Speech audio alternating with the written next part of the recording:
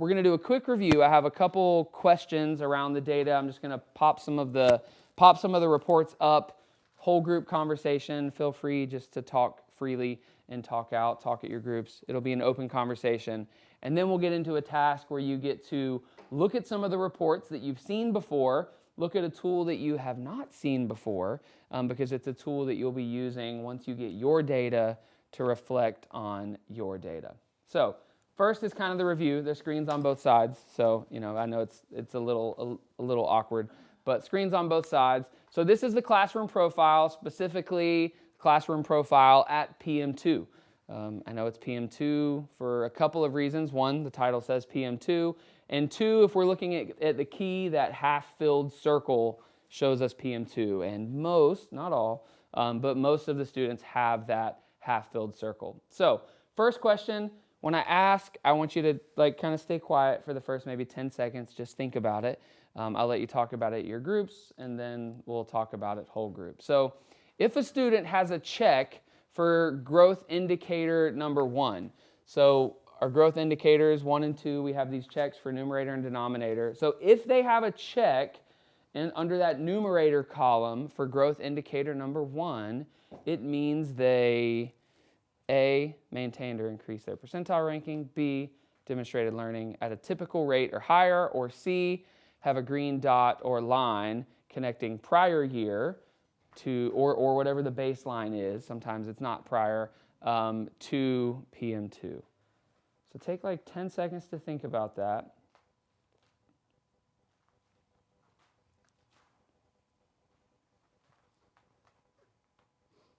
All right, that felt like 10 seconds. So just share at your groups. I'm going to walk around and listen. It'll be quick, like 15 seconds, not long at all. And then we'll talk about it whole group. So it means A, B, or C.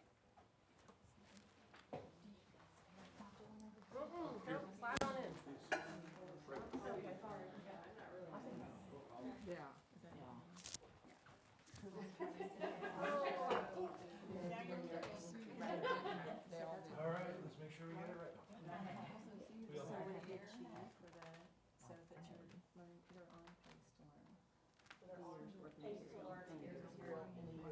Right, and so if that's true, which of those?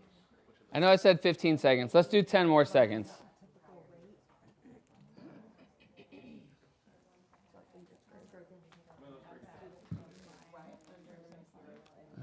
5,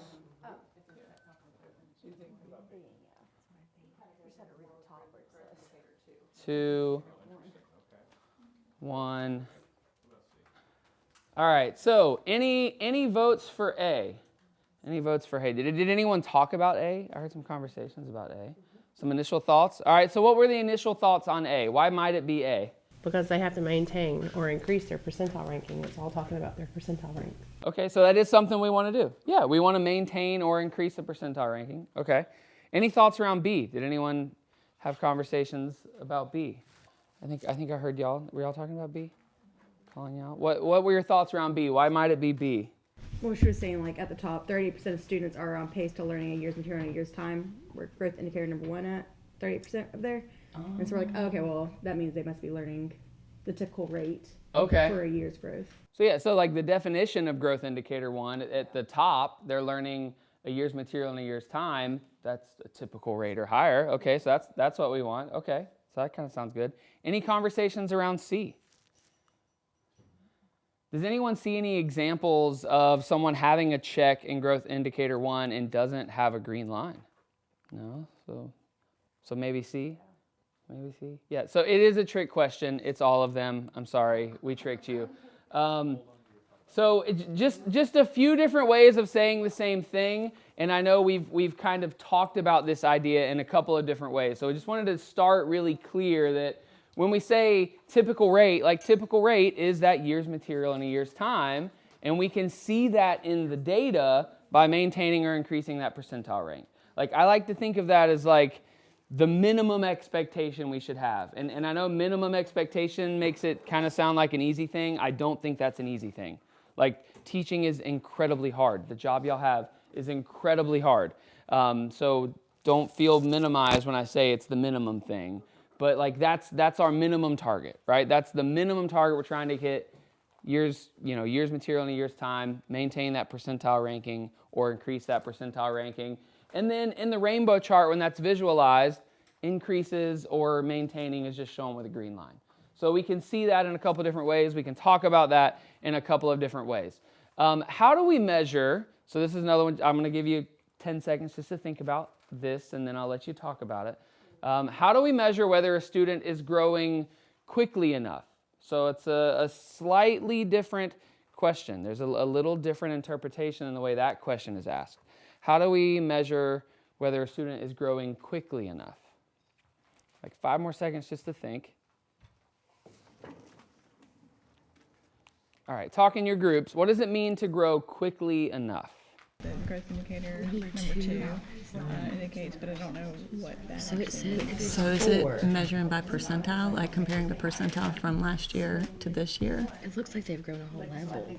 So when I look at, I don't really know these charts, but number 2 indicator. Right. So the first student has gone from a 1 to a 2. Or is it buckets, like this? Yeah, I don't know. Something with the buckets? That's what I was trying to, Okay. so if you got both, so like student 1 up there, or, so the first student has check marks all the way across, and they grew 2 buckets really at this point. If you're looking at the second one, they've gone through 1, 2, 3, 4 buckets. Maybe let's just say The third student, Doesn't have that check. yeah, they actually went up for PM1 and then back down for PM2. And then, Does the third student satisfy what the first 2 students did in terms of the by criteria that you're talking about? PM2, By PM2. Okay, No. gotcha. Okay. because they went up for PM1 but then went back down for PM2. Yeah. So then if you look at the 4th and the 5th student, they stayed in the same bucket. They didn't get 2 check marks on indicator 2. Look at 7. Number Student 7, is that 7. what you said? Yeah. Is that Do student they G? have a student G? So they went down, but then by PM2 went all the way back up a bucket. So technically One for bucket. PM1, So it fit the criteria? Okay. We have steps that we require, but I don't know that this chart helps us. What do you notice about the rows of students who have a check mark for numerator 2? What do they have in common? Or like maybe a couple of students that quickly enough need some. None of mine have a red. I was gonna say the green. That's one thing they have in common. What else? Like What about that 80 green line? Maybe let's just say 89. Is it if they've moved a bucket? They've moved from The length of that line So like if puts I'm them like across one of those thresholds. Okay, based, okay. they went okay. from 1 to 2. Right, not the, right, again, we're not looking at the levels, we're looking at the, okay. Yeah, the So they, vertical. right, they've crossed the, yes ma'am, Yeah, okay. just kind of okay. like learning games. Okay. You know, where you Right. have to go from a mid to a high Right. or a high to a low level 2. Yeah. So we can use. So we based talked on- about growth indicator number 2 being your buckets yesterday. Right. 10 seconds. And then Right. your level 4s and 5s are maintaining. Perfect. And your levels 1 to 3 are having to move. Right. All right. Does anyone willing to share? What does it mean to grow quickly enough? What does it mean to grow quickly we enough? think that, like when we compared all the students with the indicators checked, each one of those students grew at least a bucket.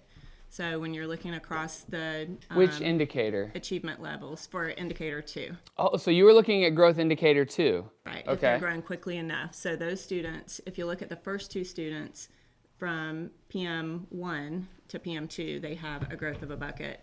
But then if you look at the third student, they actually decreased or went down in their Okay. achievement levels. But all of the ones with the indicators checked off for indicator 2 grew Gotcha. a bucket. And I noticed on student D, they have that check for indicator 1. So they're learning in years material in a year's time. Why doesn't student D have that check for indicator 2? Yeah, they didn't grow that bucket, right? And so, Emily, I like that you pointed out this question is represented, it's sort of quantified in growth indicator number 2. So growth indicator number 2 is that growing quickly enough. Why does that growing a bucket matter? Like, why do we need more than just maintaining that percentile ranking? Why do we need more than that sometimes? Close the gaps. Close gaps for... Kids behind. Yeah, for kids behind, right? Like a student who's, in that like low 1, like 5th percentile, if they just stay 5th percentile, are they ever going to reach proficiency? Right? On the other end of the spectrum, a student that's like 93rd percentile, if they just stay 93rd percentile, chances are they're okay. Like maintaining that 93rd percentile is a very different thing than maintaining a 5th percentile. So those lower percentiles, students that aren't necessarily proficient yet, if they don't grow more than the students who are performing at the higher end of the percentiles, they're never going to catch up. And so just a quick reminder on that, level 1, 2, and 3 needs to move up a bucket. So I like to think of this as like it's actually a little more rigorous than the way the state calculates gains. 3s don't have to become 4s to meet learning gains with the state. Here, we're looking at 3s need to move up that bucket as well. When you look at how the state defines levels, 3 is defined as like ready for the next grade level, but they're going to need support, right? It's not until level 4 where we confidently feel that students are ready for the next grade level. Like they have reached the appropriate depth and rigor of their current grade level standards in order to be successful on their own in that next grade level. So even level 3s, in order to be growing quickly enough, we want to see that movement into 4. So level 3s, we want to also move into 4. 4s and 5s maintain or increase, right? So maintaining is enough if maintaining also maintains the level.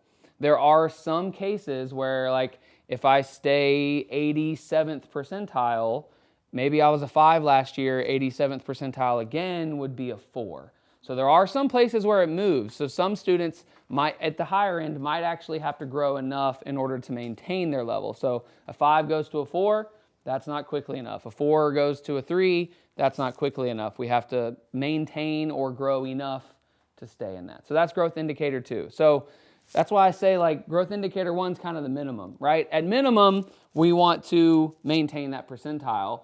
But some students need to be growing more than other students. Needs of all students aren't the same, and so that's what growth indicator 2 is for. Growth indicator 2 helps us make sure that our diversely scoring students are all getting what they need, if that makes sense. So that's growth indicator 1, growth indicator 2. Can someone meet growth indicator 2? I'll just you can just answer this out. You don't have to talk about this one. Could someone meet growth indicator 2 without meeting growth indicator 1? What do you think? I see some head nods going this way. Confident enough to say no out loud or no, right? Let's just, this is anecdotal. This is just one data set here, but do you see any checks for 2 where there's not a check for 1? Right. Yeah, in 1, you've got to maintain or increase your percentile. And so if I am increasing my percentile enough to grow a bucket, well, then I increased my percentile. So that's also growth indicator 1. If I maintained or increased my percentile enough to stay a 4 or a 5, well, then I maintained my percentile. That's also growth indicator 1. So you'll never see like checks for 2 where there's not checks for 1. It's also helpful to remember, like when you look at these percentages, this 17% is a subset of that 38%. So like we wouldn't like add them together and say, hey, I have, 50 whatever, 60 whatever percent of my students are meeting this, because that 17% is part of that 38%. That 17% is just meeting the more rigorous demand that we're looking for, making sure everyone's on pace. So last time at Rural Connect 2, we also looked at this subgroup report, and this report is really helpful at PM2, which is why we didn't show it to you until PM2. Because this report is looking at averages, it's looking at aggregates of that data, and when we start looking at averages of data, what that really leads us to do is start reflecting on our own instruction. Right? At PM1, it doesn't make much sense because that's not our instruction, right? We've done maybe 10, 15 days of instruction at PM1. It's not fair to ask you to reflect on your instruction based on outcomes of students you have not instructed. But at PM2, that is a fair thing to think about. And so this report, we're looking at those averages. The top of it shows all students, so Miss Nopes, we can see that's moving to the left, which is kind of anticipated because there's a lot of red, right? The red means they're going backwards, so that's kind of anticipated. But then the rest of it shows us where things are actually happening, where things are working, where things aren't working. We had a lot of conversations around this exact report at Rural Connect 2, and I'm going to have you do some diving and thinking into this report in a minute. So I don't want to say too much more about it. I don't want to steal. I don't want to steal your thoughts. There's also a version of that report for whole grade levels. So if you notice the titles, this one says Leslie Nope. This is just Miss Nope's class. There's also one for all of Miss Nope's 5th grade math team, so we can see that full report. Just a quick reminder, the exclamation marks. The exclamation marks are for, it must be 9:30. The exclamation marks are for last year's students. Miss Nope doesn't have that because she's a brand new teacher. She didn't have 5th grade students last year, so there's nothing to connect it to.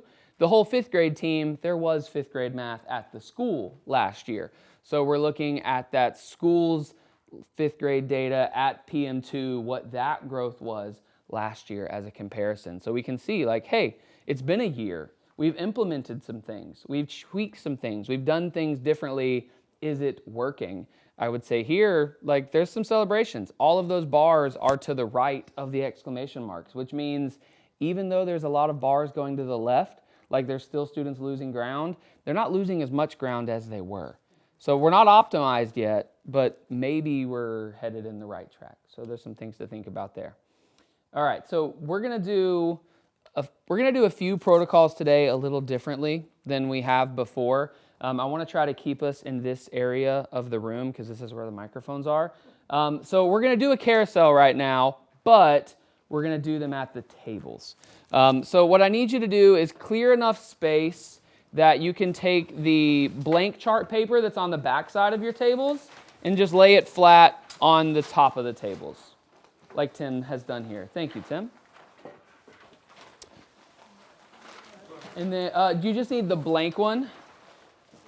And I actually want to split us into groups of 3, if that's okay. So if one person from each table could come over here, we can have groups of 3. We'll have four of these running. All right. So you should have a few things in a little packet of documents that I just gave you. You'll have Miss Nope's math data for her classroom, the classroom profile, so the report that shows all the individual students. You should also have the subgroup document, so that aggregate data. And then you have this new document that I say you haven't seen. Maybe you've looked at it at your schools. We did this with Rural Connect admin and coaches, so they've seen it, so maybe you've seen it, but I'll pretend you haven't. So a document you haven't seen. This document is a mid-year reflection document that is designed to help you reflect on your data when you get your data. So the purpose of this today is that whenever you go reflect on your data, you're not going through this for the first time. When it's your data and there's stakes involved and it's emotional and they're your kids and it's your instruction, there's no way to make that like perfectly not messy, right? Like it's a messy thing. We want to try to clean it up as much as we can.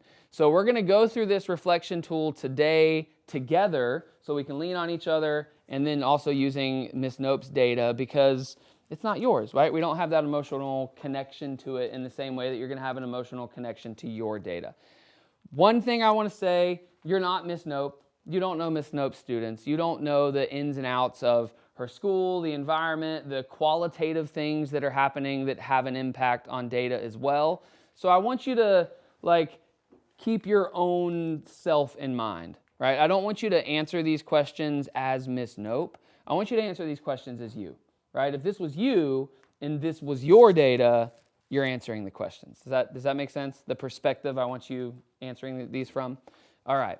So the first thing we're going to do, you've got the data. You've got the data there in front of you. Part 1 is just like an initial retrieval style analysis. So we're going to start with growth indicators 1 and 2. You can write it down on the chart paper. What are those growth indicators 1 and 2 for math? Look at that teacher hand. I know. That's so neat. All right. Writing down the magnitude. Oh, the percentile. That's what we're looking for. 38%.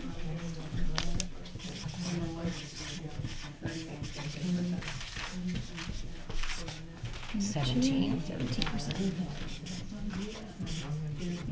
Okay.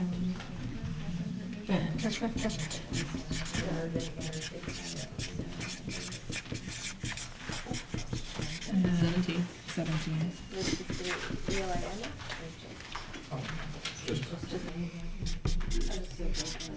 So 38% on pace to learn a year's worth. Or you can just do the 38% and then 17%. All right, so I see that y'all have it. Just a reminder, and I know we just looked at this. There's a couple of ways you can get it. Of course, you could go count up the checks and do the math yourself, but it's already there for you on both reports. On the subgroup report and the classroom profile, those growth indicators are there. This screenshot's different. This is an ELA screenshot. That's why those numbers are different than yours. Here's the math one. You all did it right. It's okay. All right.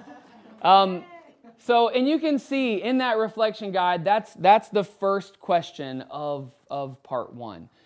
This reflection guide is designed, sort of with the biggest picture in mind, teachers that might teach both ELA and math. So some of these questions aren't as relevant for those of you that only teach math. That's why I only gave you the math data. I'm kind of going from that perspective today. But if you recall, and I can show you here, Ms. Nope taught both ELA and math. And we did look at her ELA data in some earlier sessions.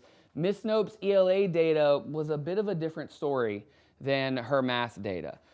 So there seemed to be far more groups of students that were gaining ground in Ms. Nope's ELA than there were in math. And so I'm reminding you of that because that's going to help you answer this next question. So this next question, it's that number 2 on part 1.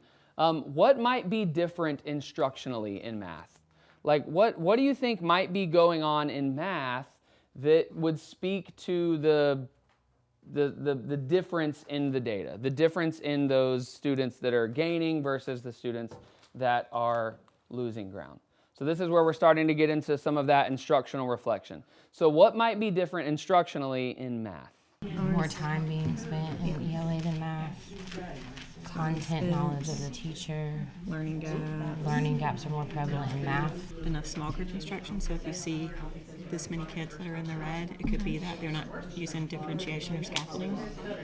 Yeah. So if we're recording, so for me, I would probably say if I need to target these kids, maybe the instruction in my classroom or in this classroom needs more small group instruction to address some of the lower level students or the students at lower levels. So differentiation instruction or scaffolding some of the work that they're doing.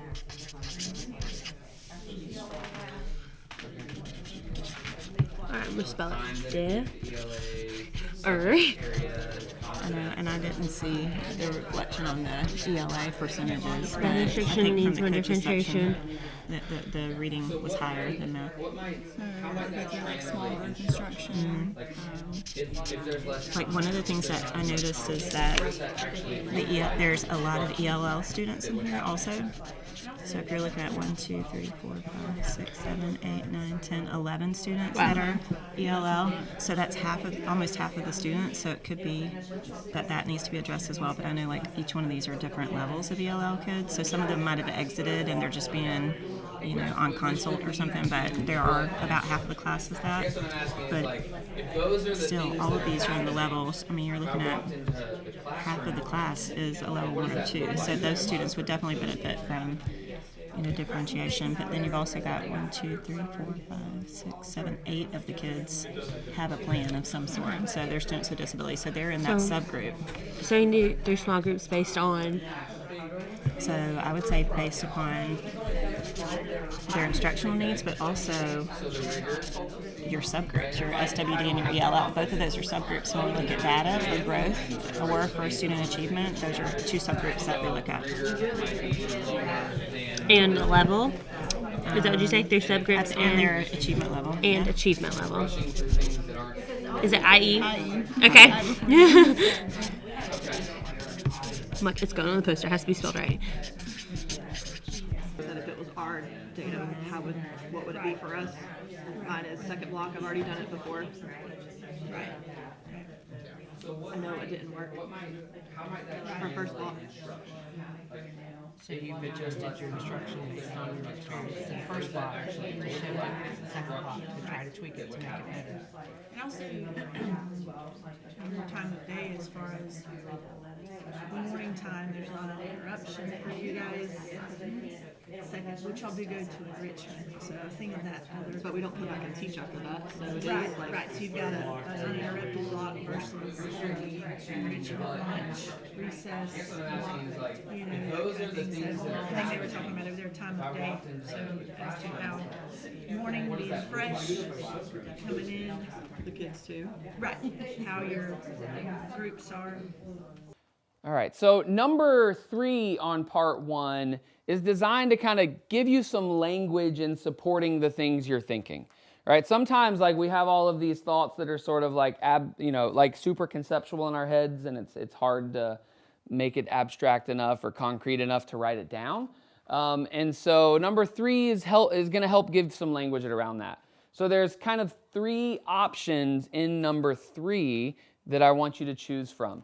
So based on those growth indicator statuses, that 38% of students are meeting growth indicator 1, 17% are meeting growth indicator 2, should Miss Nope keep doing what she's doing, or should you keep doing what you're doing? Should you adjust Tier 1 instruction to reach more students, or is it a more broad overall change rethinking Tier 1 instruction? Those are kind of summaries of what's actually there. You have that reflection guide in front of you if you want to read the full text for those 3 ideas. So as a group, I want you to talk about those, thinking about the data, and then choose one of those options. Should we keep doing what we're doing? Should we make some tweaks to reach more students? Or should it be a more larger rethinking of Tier 1 instruction as a whole? At first, I would have said rethink or make adjustments to Tier 1 instruction because, like we just said, based on small groups or subgroups. But then when you look at who's hitting indicator 2, like are they growing quickly enough?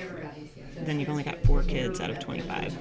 So really it needs to be a more broad, like what's going on in your Tier 1 instruction, like what's happening during explicit instruction, and then maybe move to this part. But I like that you focused on growth indicator 2 for that question. Right, because like maintaining a percentile is good enough. Right? Or that's good, not good. That's not what I meant. It's good. Like that's our minimum goal, but that learning quickly enough is really getting to what we need to have happen in the classroom. I mean there are a lot of greens, but they're super small. Yeah, you're looking at just little tiny bits of growth. So.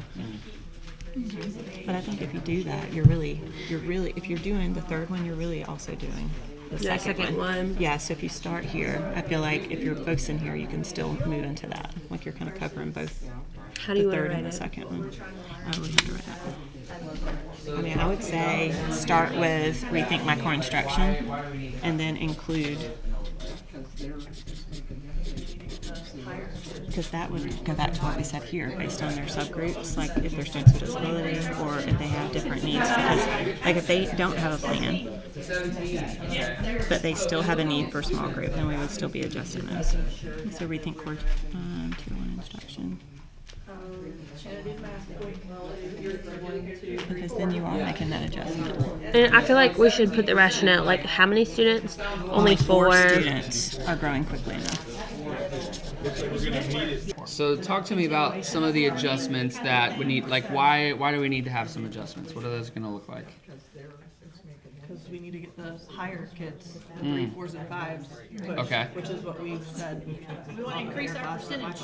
Yeah, which percentage? 17. The 17, okay. Yes, sir. So in looking at students, like how many students is that 17? Shannon did math quick. Well, it's your growth indicator 2. 3, 4. Yeah, only 4. Yeah, so like 17%, like sounds a lot bigger than 4 students, right? So 4 students, okay. Just made it worse. Sorry. So thinking about, like adjust Tier 1 instruction, were you thinking like the second option or the third option there? The last option. Okay, so like the rethinking, right? Like, okay, I got you. All right, so we were thinking as well when we went through this, and I'm sharing what we were thinking because it looks like we're all thinking kind of the same thing. That third option there, that rethinking Tier 1 instruction, and I heard a lot of discussion really leaning on growth indicator 2. Really leaning on growth indicator 2, that 17%, that's only 4 students. Only 4 students are learning quickly enough. Small adjustments probably aren't going to be quick enough adjustments so that, it's February, PM3 is coming, right? Small adjustments probably aren't going to be enough. It's not just that we need to reach more students, we need to reach all of our students.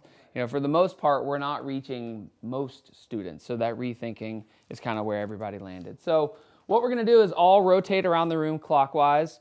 Most of the charts, everybody's kind of on the same track, but this will help with a little collaboration. You can see how some other groups are thinking about these things. So you can leave the markers if you want, because every table has markers, and let's just all rotate clockwise around the room. Go to that next chart. I'll give you 30 seconds or so to look at what the last group has written.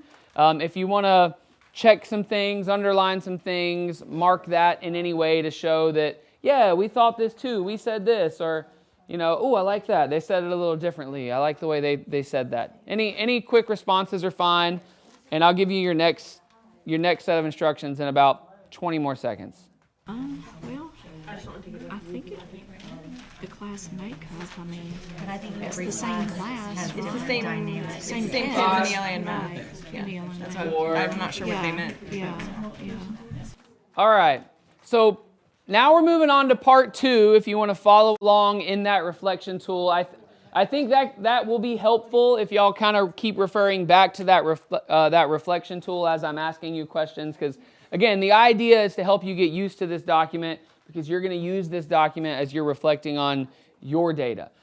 So part 2 is around celebrations. So the first thing that I want you to look for, which student group, so you're going to need to focus on the subgroup, right? We're thinking about groups of students now on average. Which student group has the fastest average growth? So find that, write that down, and I'll come back in about 20 seconds.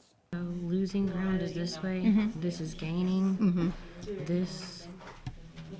So level 1. So, that right? so if we look at like So, the right hash here. line here is your neutral line, Yes. right? So anything right of that, we're calling that growth. Anything left of that, we're calling that loss. So the largest one would be, what is this? I believe that is Economically disadvantaged. disadvantaged. Yeah, got it. Economically So disadvantaged, level 1 students.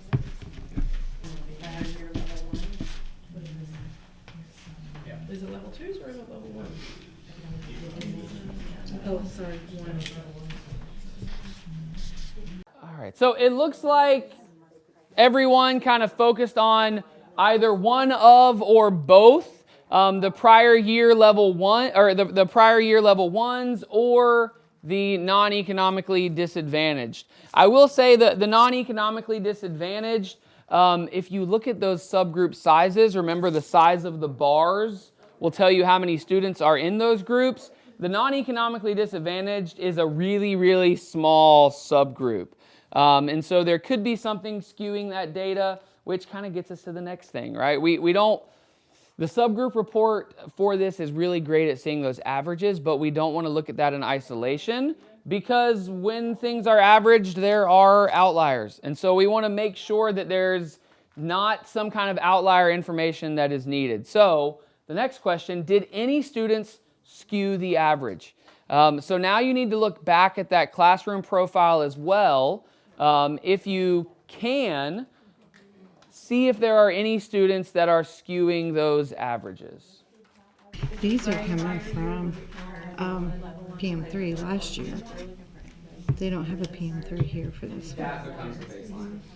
Prior year. So this one's from PM1. That's from PM1 to PM2. This one's from. That's from prior fourth year. grade to 5th grade. PM2. Right. I just wonder where that student was at the beginning of the PM3 year. from last year. Right. If there's not a prior year, does it count as a 1 because they just took it from PM1? If there isn't a prior year? Because he's in That level becomes one. the baseline. Yeah. So that's a So lot of that's a growth, lot but of he really growth. could have been a So 30. that's a skew. So yeah, so definitely. Yeah, I agree. I was gonna say it, then you said it. I don't need to repeat it. You said it good. All right. See, I was thinking, I thought we were still focused on here. Well, it's was gonna taking say our- these level ones, Right. now looking at individual students who scored within that subgroup and seeing where So somebody the skewed. ones probably didn't do as good if they take this kid out. Right. And then look at our, which I mean, this is not as many kids, but also the males. So 12. instead of, even if you said instead of 7, if you said 6, that's still. Is that student in But fact? they didn't have a prior There you go. year. So are they in this average? 5, If this is average growth from prior year? They're not. Yeah. 2, Kind of a tricky one. 1. So I saw most everyone looking back at those level ones, finding a couple of things.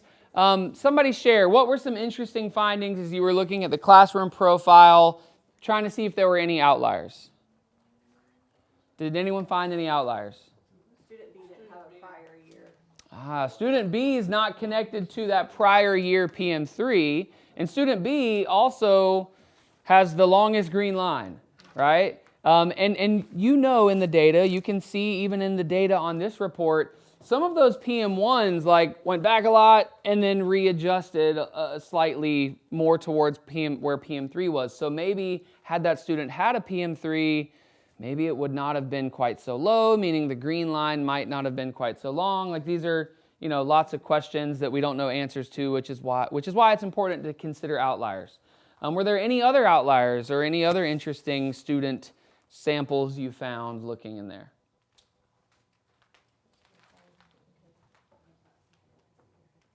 I heard some talk about student, I think it's student C or student A. Student A. I heard some talk about student A. That green line's a little longer as well. Is that connected to prior year? Yeah. Okay. Level 1 to level 2. All right. So I want to ask this question now because I think it's important to look for outliers and see if there's any outliers skewing the data. But then I like to ask myself the question, if the outliers weren't in the data, what might it look like? Would it still, like this one is, we're gaining ground. Would level 1 still be gaining ground even if those outliers weren't in the data? Okay. Right? So when we think about the question, like, does that average growth represent the growth of the whole group? Maybe it's skewed a little high, but it still would be gaining ground, right? So that's still something worth celebrating. So the next question, and this is where we again get into instructional reflections that we need to have. What might be different instructionally for those students compared to the students that are, 3s, 4s, and 5s, that are growing less quickly on average? So have some conversations, write it down. What might be going on differently instructionally for the prior year level 1 students? This kid might not need to be in the lowest one. So those are the kids, your level 1s would be the kids that are receiving more support in some way. Right. That would So be the did that difference. kid grow because of that, or he really was fine and doesn't need to be in that group? So yeah, was it a true representation of what he knew? You can pull in extra things to look at, perhaps, to see. Yeah, how else is it, what else are we using to look at? Maybe they're not reaching the rigor to help these kids maintain, because you've got 1, 2, 3, 4 of those kids who actually lost ground from their prior year. 1, 2, 3, 4, 5 kids actually. Oh wait, 7 kids if you're counting in achievement level 3. 1, 2, 3, 6, 7 kids that lost ground, so maybe they're just not reaching that level of rigor for the upper. That goes into differentiation.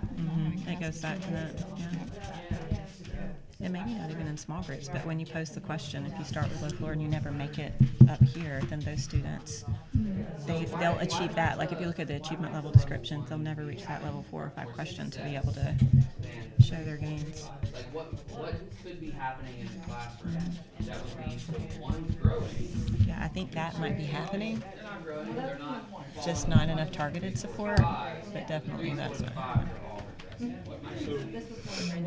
And even the kids in the middle. You said not independent, like maybe targeted instead? I mean, it could be independent, but the problem with that is, I call it the curse of the kidney table. Like, you think these kids don't need to come to see you at small group because you think they already have it.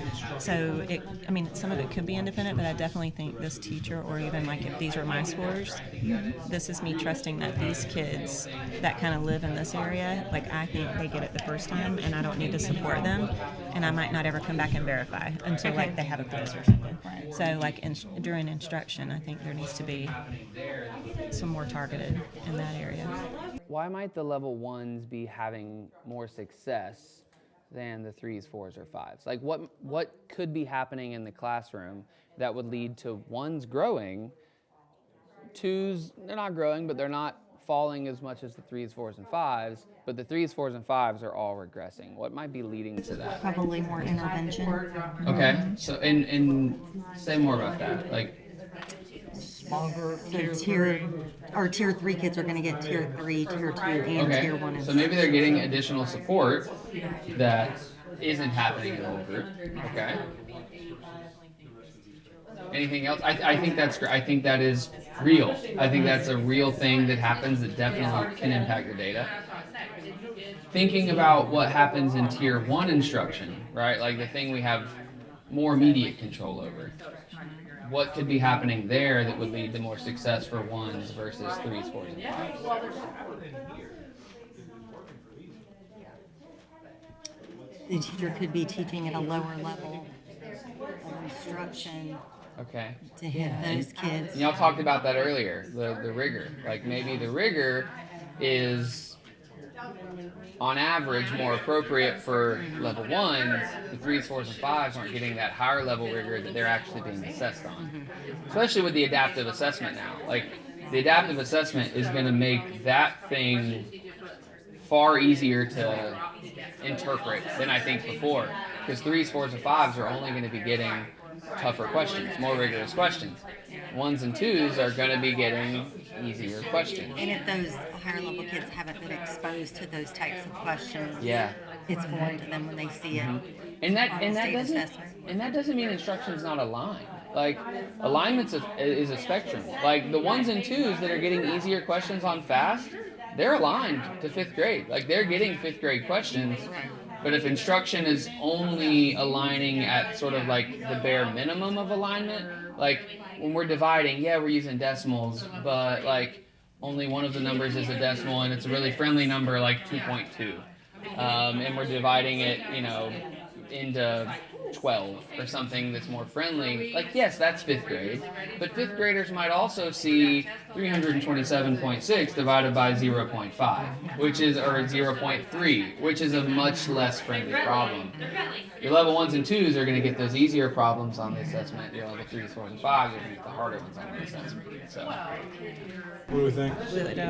We were saying the same thing basically that we said here with the low floor, high ceiling. Like we think, I call it the curse of the kidney table. Like I think these kids don't need to come and see me at my teacher table or at small groups because they're level 3, 4, or 5, so they probably already got it the first time that we went through it, so they can go and work independently. Something's happening here that's working, right? So that's what we said. We thought that this teacher, or if it were me, like I'm probably working in a small group, but I still need some more targeted instruction. Well, follow me on a rabbit hole for a second. Imagine there's a lot of tier 1 instruction happening in this classroom. I don't know Miss Young, but imagine there is a lot of tier 1 instruction happening. How does this inform what you think about the tier 1 instruction? like we're dividing, we're using decimals, but like I mean, for me, like if I'm looking at this and I think about like in combination with my subgroups and I look at who I need to address in this section for tier 1, I still think that it needs to be more scaffolded. So if I need to bring, my level 1 students who grew a bucket, that's how I would start growing They're still them. not growing quickly enough. Sure. Right. They're growing, but it's not quickly enough. It's working, but it's not intensive enough. If my tier 1 instruction is growing my 1s at a pretty fast rate, but my 4s, 5s, 3s, 2s even are suffering in the process, what does that tell me about where my tier 1 instruction is? I need more rigor. Like we were talking about our achievement level description. So if I'm still living in that level 1, 2, 3 area, then these kids never have the opportunity to see the achievement level of the 4s and 5s. Yeah. So like when we talk about Two is relatively stable. identify, So maybe- oh my gosh, I lost my brain. When we look at the item analysis, when we're looking at the students and they're not able to see that. Well, kind of bring it back here, like when I look at the 2s, there's quite a bit of stability there. Yeah. So That's what we just said. There were 13 level 1s here, but then when you look at the second PM, there are a lot. Yeah. They need more of a push, like your bubbles. yeah, this is informing me about kind of, I think you hit it on the head with Rick, what you said about that. All right, we're going to move to part 3 of the reflection tool. So we're going to rotate again. So everyone rotate around clockwise, the same direction. I'll give you a few seconds again, around 30 seconds, to see what's there. Everyone is relatively in the same place. So you're going to see a lot of things that resonate with you that you've already talked about, you might have already written as well. There are some variance though, and I think that variance can be really helpful. So take a few moments to look at what's there. Feel free to respond, underline stuff, add to it, and in about 20 seconds, I will give you your next instructions. Put no prior year data. Yeah. Just gotta put a check there. Right. And then we've said, more support. Yeah. For tier 1. Yeah. The same thing except a lot. Okay. So I just want to debrief very quickly on some of the conversations I've heard, some of the things I've seen written down. I've heard the conversations kind of focus in 2 different areas, and most groups had both of these conversations. And I say most just because I'm sure I missed some conversations. You might have all talked about both of these things. One half of the conversation was kind of focused on small groups, right? The level 1s, maybe they're getting, they're receiving some tier 3 interventions. They're pulled out of the classroom. There's some additional time that they're getting those interventions on. The other half of the conversations have been around the rigor of the instruction. One group even pointed out that the 2s were kind of stable. They were regressing a little, but not a lot. And so maybe instruction's just happening at that level 2. And so everyone is just slowly meeting at level 2. I would encourage you to focus more on the latter, to focus more on the tier 1 instruction. I don't want to not acknowledge the power of schools that have opportunities for students to be pulled out and receive tier 3 interventions that they need. I don't want to take away from that. I think that's a great thing. I think those students need it. And I completely acknowledge that has an impact on the data, right? It doesn't matter who gave that instruction. That student's still going to take the assessment. And if they got the interventions they needed, they're going to see improvements. However, what we have most immediate control over is that tier 1 instruction. And so as we're continuing to think about this, I want us to really reflect on that tier 1 instruction, because that's where our control is. That's where we can go, you know what, I can fix this tomorrow. I can start fixing this tomorrow. I can start working on this now. Any kind of small group, especially if it's involving the MTSS process or students being pulled out, there are logistical things that get hung up there that I can't necessarily start working on a remedy for right away. So I really want y'all to focus on that second half of the conversation. What can we do in tier 1 instruction? What's happening in tier 1 instruction that's working? What's happening in tier 1 instruction that isn't? And so like we've already talked about, everyone looked at those level 1s really. There are a couple of outliers, but even if we kind of take out some of the outliers, these are smaller green lines, but still, if I look at this highlighted portion here, that's my ones, like there's a lot of green lines. There's only 2 students in that group that aren't meeting growth indicator 1, and 3 of the 4 students in the class that are meeting growth indicator 2 are in that subgroup as well. So I want to ask this question before I release you for your next conversation. Why do you think it might be important to start with the celebrations, right? Like part 2, after we looked at the data for what the data is, and just, hey, here's what the data says, part 2 is the celebrations. Why do you think it might be important to focus on celebrations first? And y'all can just share openly. For our mental health? Yeah, I think that is definitely a priority of an answer, right? Like it feels good, right? Like we want to feel good. So definitely, I agree. Anything else? Give you some momentum to move forward. Like it's where you start with the positive and you build with what's working and then you tweak what's not. I like the what's working, right? If there are some things that are working, we don't want to undo them. Right? There might be a nugget of something that's happening that we don't want to change, right? So we want to see what's working so that, yes, we need to reflect on the stuff that isn't working, but maybe something's happening with the group that, that it is working for, that we just have to tweak and change for everyone and then apply that across all of Tier 1 instruction. So yeah, so for our mental health, we want to feel good, right? It's nice to start on a positive note, but also we don't want to accidentally get rid of something that's working. So we need to start by saying what's working, where is it working, what do I need to do to apply that to more or all of my students. All right, so part 3, now we're going to start looking at some of the concerns and thinking, hey, some stuff's working for these students, let's figure out who it's not working for, and then we can figure out what to do about that. So which student group had the slowest growth? Which student group had the slowest growth? So I'll give you 15 seconds to find that, jot it down, and then I'll bring you back together for a deeper conversation. A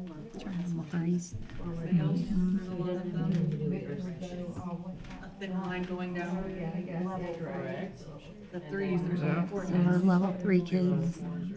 6, so maybe. And white students. And they don't have to half of your Males. the thinner the line,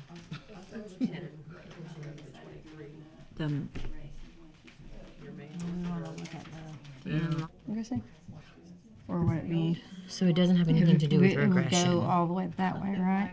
Oh yeah, I guess. Level Yeah, you're 3. right. So level 3. Okay. Mhm. Yeah. Oh.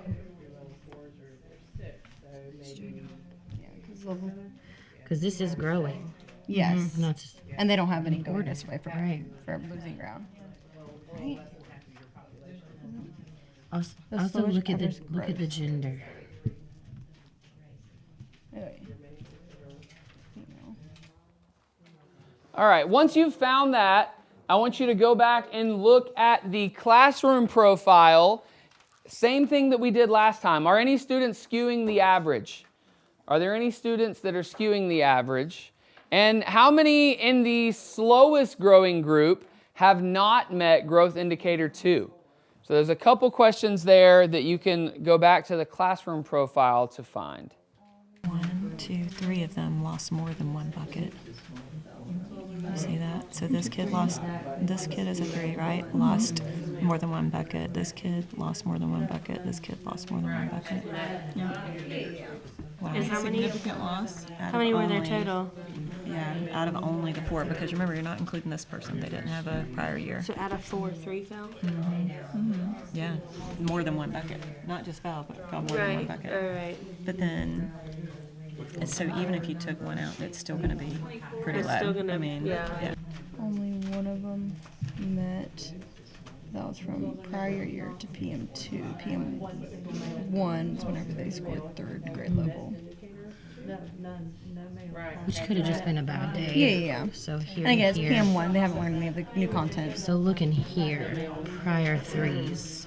So in the first of the year, way down, but then up. Prior year, Drop. way down, up. Prior year, way down, and then up. So that's also a pattern. So I'm I'm hearing kind of at first these two conversations happening. Some just focused on level 3, some talked about 3s, 4s, and 5s together, all the proficient students. And then I've also heard some conversations around males. So I want to go back and look at the classroom profile real quick. We talked about this a little bit at Rural Connect 2, this idea that some of the subgroups, we need to be really careful around jumping to conclusions based on one subgroup when it might actually be a subset of another subgroup that is the more pressing concern. So if I look at the males, right, so I've highlighted the males here. Here are the males with red, here are the majority of the males with the red lines. What do you notice about that like cross section of the males with the majority of the red lines and then the males at the top half? Like, does anyone notice where that second highlighting I did, what that was? Like, what is this group that I highlighted? 3s, 4s, and 5s. Yeah. So there just happens to be a larger populations of males that were prior year 3s, 4s, and 5s. Well, what else did we know about our 3s, 4s, and 5s? They're also not growing quickly enough. They're also regressing. There's a few of the males that are on the top half that were prior year 1s and 2s that actually have green lines. And the ones that have red lines don't have very large red lines. And so that's just one thing to keep in mind. As you are interpreting this data, I think it can be really helpful to go back to the classroom profile and also consider levels as you're looking at some of the other subgroups. Right? So if you're looking at the maybe a disparity between males and females, or a disparity between any races, or a disparity between economically disadvantaged versus not, it can also be helpful to find those students and ask, well, we've already been talking about this thing that's happening with levels, and it probably has something to do with rigor. Could that problem also be creating that problem? And it's not a separate concern that we're going to have to address. Maybe if we just fix the rigor thing that's happening that we see with levels 1, 2, 3, 4, and 5, will it also fix these other subgroup disparities we're seeing? Sometimes the answer to that question is going to be yes. Sometimes the answer to that question is going to be no. But we want to make sure that we are identifying the right concern, the concern that is going to have the biggest impact. We don't want to have to tweak everything when there are less things that we could maybe focus on and tweak. So, third question here as part of part 3. This will be the last one, and then we'll rotate again, which should put everyone back at their groups, I think. Or are you already back at your groups? No? Okay. We'll get there eventually, I guess. So the last question is the same as when we were looking at celebrations. What might be different instructionally for these students than in those that are growing more quickly, right? So we're kind of making this comparison between the level 1s and the students who are proficient. What might be different instructionally for these students that is leading to them not growing quickly enough? So if we look at our subgroups, the males fall in that group of the 3 and higher, which is what we said before. Not reaching a higher level. Right. So the rigor wasn't aligned, so that they're in more than one of those subgroups. So, and then in some cases, you've got 1, 2, 3 of them who are students with disabilities, so they would also fall in that subgroup. So I can wonder what their accommodations would be. Yeah. So once you adjust instruction here with rigor, then it should adjust for both of those subgroups. Is that what we're saying? Back to the Up here, that we're talking about. right. That's obviously working for that population of students. Right. So would it work for this population? This is almost at the expense of this, right? Like that focus.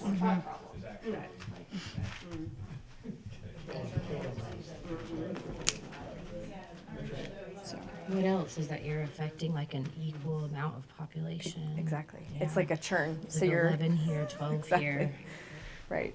So like ethically speaking, you're not really Meaning. in service. Right. To To the other most. half. Right. Yeah. You're just moving the problem around a little bit. Rigor Just maybe depth of the standard. increase rigor. Increase rigor.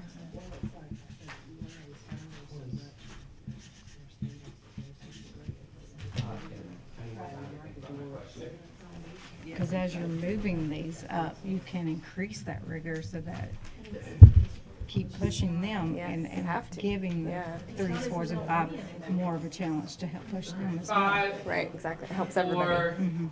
All right, let's go ahead and rotate. Everybody rotate. Again, I'll give you like 30 seconds before any more instructions follow to just kind of reflect on what is there. Actually, I'll give you about a minute this time. The charts are getting kind of full. I think you need more than 30 seconds. You can add to it. You can underline things. You can jot new thoughts, questions. But as you're reflecting, feel free to add to the chart. But let's take a minute to reflect on what you're seeing now. It's all year long, but there's new content in math, and while it might build, it definitely doesn't spiral on its own. Yeah. We have to continually spiral. So here's our next question, and this is where we start to like bring it all back together. Right? This is where we start to bring it all back together and have some thoughts that catalyze us to make some changes to that Tier 1 instruction. So what does Ms. Nope now know about the impact of Tier 1 instruction on her students? All right, we've had all these conversations. We've looked at these different groups. We've talked about the averages. We've talked about the growth. What does Ms. Nope now know about the impact of Tier 1 instruction on her students? So start having that conversation. Jot some things down. And we'll come back together in a moment. We just went through our data, and that's the exact conversation that we had.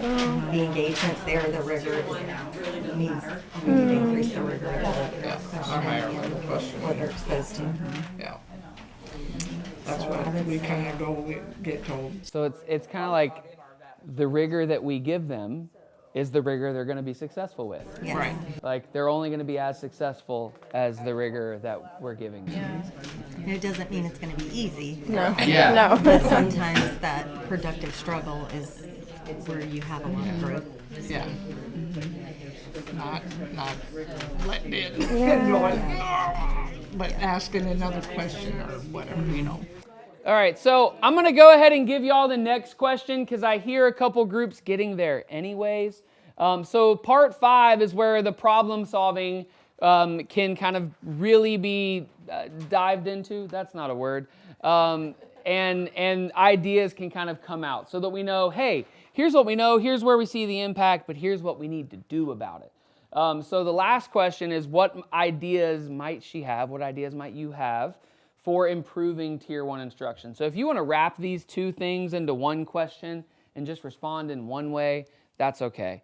But what does she know about the impact of her Tier 1 instruction, and what ideas are there to make some improvements? So what did you land on for your? You said you feel like you are Miss Nope. So what are you going to do differently, or what have you already started to do differently? So we're just looking at our questioning and looking at what our resources that we're using. Okay. Yeah, and trying to kind of expand, looking at the ALDs to make sure that we're hitting those those. form Yeah. questions. Does it feel doable? Like in the time you have left, like it's like, yeah, I can make this change. Yeah. And looking at ALDs, right? Yeah. Might even need to revisit standards too. And then also looking at the big M with the assessment limitations and making sure that we're not spending time on things that are not going to be assessed and spending that time on things that we know aren't going to be assessed. Are you doing that as part of a team, or are you doing that on your own? Yeah, Okay. for planning. Yeah. Yep.